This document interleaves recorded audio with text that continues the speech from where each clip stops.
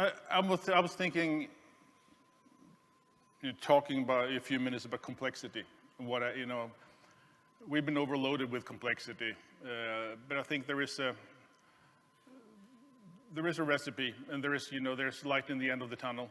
I think I have some ideas, and I'd like to walk you through them. I'm happy to get into some discussions in the hallway afterwards.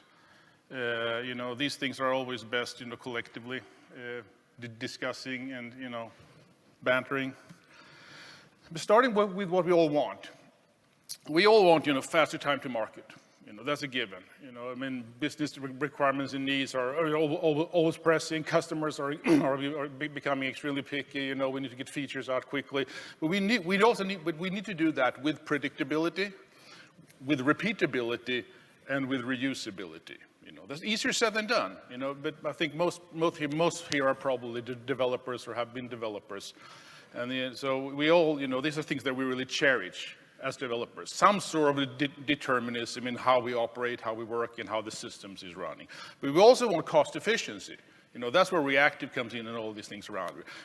Cost, and also energy efficiency. Of course, we want to be really good to the planet and all of those things. And today's infrastructure has gotten us, immensely far. Today's cloud infrastructure is really, really good. It's mind-blowing good.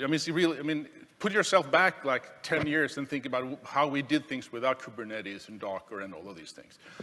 It was really, really hard. So all that is great, but at the same time, the ecosystem and the landscape has exploded the last years, which is good, but it also makes us completely being drowned in complexity.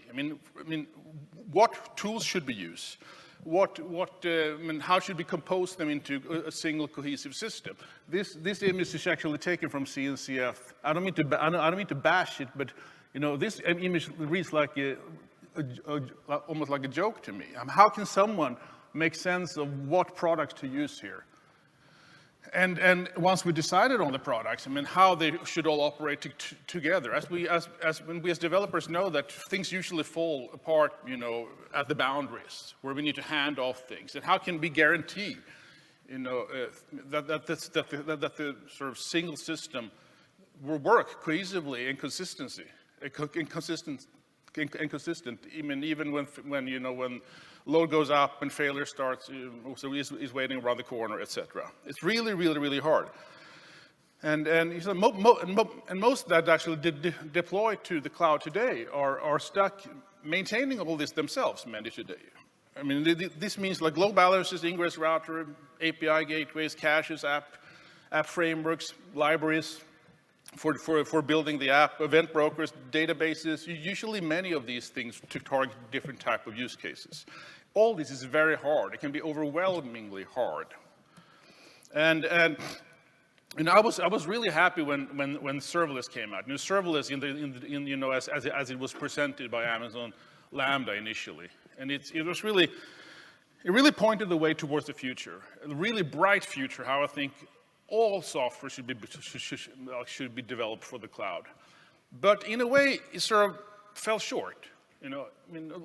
Many people today still think that function as a service is serverless, and service is equal to function as a service. I think it was the first step on a long journey towards this, greater developer experience for the cloud that we all want. But why stop here? That's something I've been sort of thinking a lot about and sort of influencing a lot of the work we've been doing at Lightbend the last years. I don't think there's no reason. Serverless should be all encompassing. Should be everything that we build should be done in the serverless developer experience.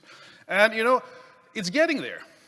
Most products, or many, I didn't say most, but many cloud products today actually provide a serverless developer experience.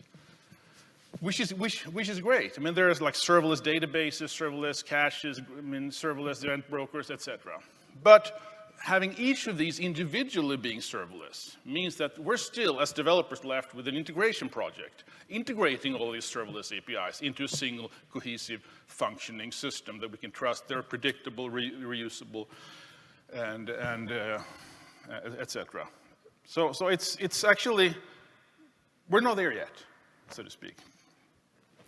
I really think that we can do better. So what lies beyond the current incarnation of serverless? What is really the future of cloud when it comes to the developer experience and how we build and operate things in the cloud? Alfred North Whitehead, famous quote, I'm sure you've seen it before or read it before, is really apt here, in my opinion.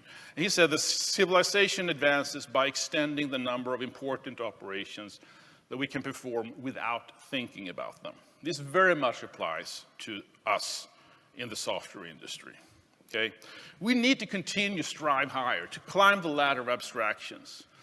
And we really need to be bold enough to let go of things that we don't necessarily need. I mean, we don't need to be able to turn every single knob. As developers, we feel safe, we feel like that we are in control, and all that is great. But that's at the expense of time to market. And honestly, also at the expense of building predictable systems that can tolerate scale, et cetera. Because as the system grows, it becomes more increasingly complex. It just becomes overwhelming to be able to turn all the knobs. In my opinion, we have to let go and be bold enough to delegate this to others, to platforms, to products, etc. That will free us up to focus on the core value, that we want to build for our business. What I really think is vertical integration. Stephen O'Grady, at Redmond, he wrote an article about that some time ago that really sort of pulled together a lot of the things that I've been thinking about the last years and gave me sort of a name.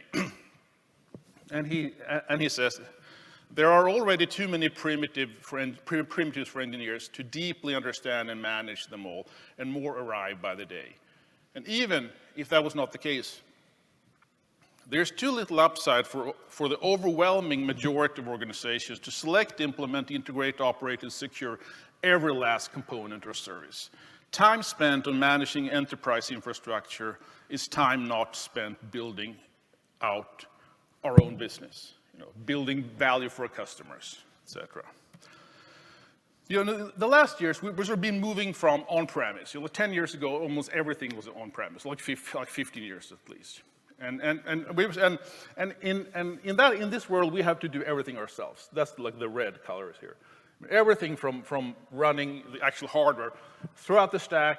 Kubernetes were perhaps not even around like back then, but something similar. But managing the whole stack. And you still have to do that if you're run on-premise.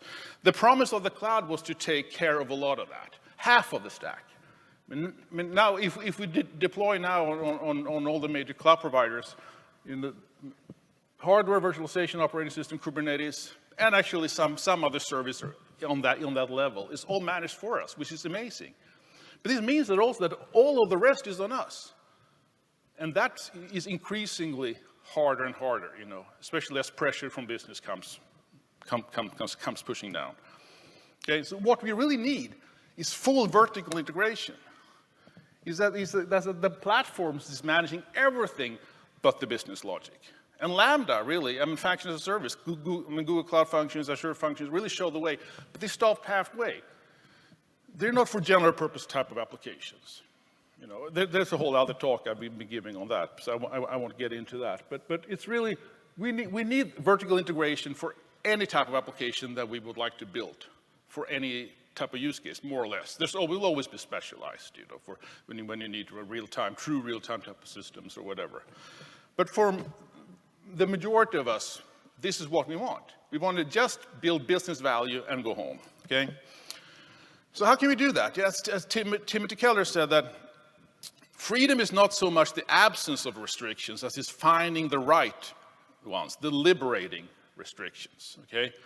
So we need to embrace our constraints. But what are those liberating constraints for us as developers, if we take that perspective first? I really think there's three things that we as developers can never, ever delegate. First is the API. We need to define how we present ourselves to the world, how we communicate with the outside world, how services that we build interact with each other, how they communicate and can solve problems collectively, microservices to microservices, subsystem to subsystem. Okay? Secondly, we need to define the data model or domain model that represents the business value, in terms of data for our use case. How to model that, how to structure it.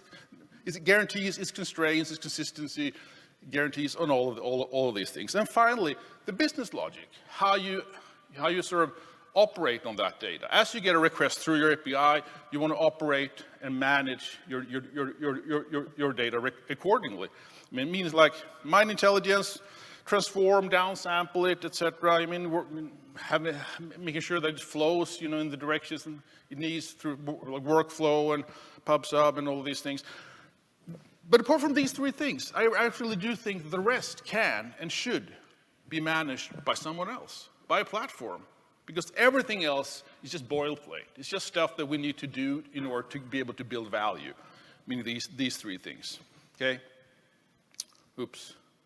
So this is what we've been thinking about and working in Lightbend the last 3 years. So we try to embody that in Calyx, in which we have built this fully managed developer API path that really provides vertical integration as a service. You only have to focus on these three things I told you about. The rest is enough. Throw your app up and we run it for you. So it's a super streamlined, guardrailed, very high-level developer experience that is, I think, beyond serverless or beyond the current incarnation of serverless, because it really brings together everything you need to build real general-purpose applications in this new vision of true serverless developer experience. It's fully polyglot, Java, JavaScript, TypeScript, etc., and it's of course reactive at its core. Akka is running, is running underneath, doing all the heavy lifting. Alongside Kubernetes, alongside databases that we all take for granted now in the cloud, etc. But you never need to care or worry about that because that's all on the platform. I think Calyx is probably the first in this, but I really think that this is the way we will build applications in the future. There will be many, and there's already a lot of discussions in the industry about that. So in summary, I didn't have much time, but in summary.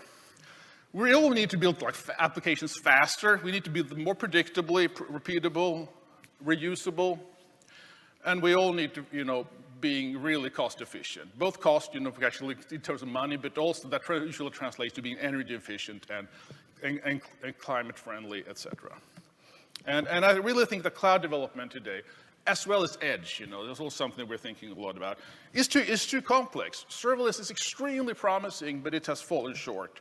Let's take that experience and provide it, for any type of application.